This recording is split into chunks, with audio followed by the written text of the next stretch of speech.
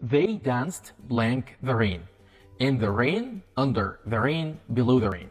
Yeah, it's kind of tricky, guys. Watch this. This is the rain. Where do you stand? You stand here, right? So the rain kind of surrounds you. So you stand in the rain. Do not say under or below the rain because it seems like you're here. The rain doesn't even touch you. How is it possible? So in here is the best option. They danced in the rain. The United States blank a big country. This is also tricky. United States, more than a state. It's plural. So it takes you to R, but it's wrong.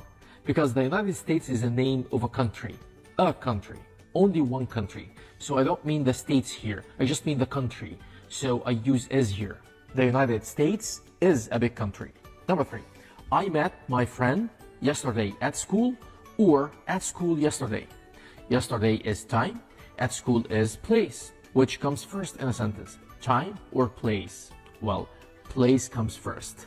Okay, so this is the correct answer. At school, yesterday.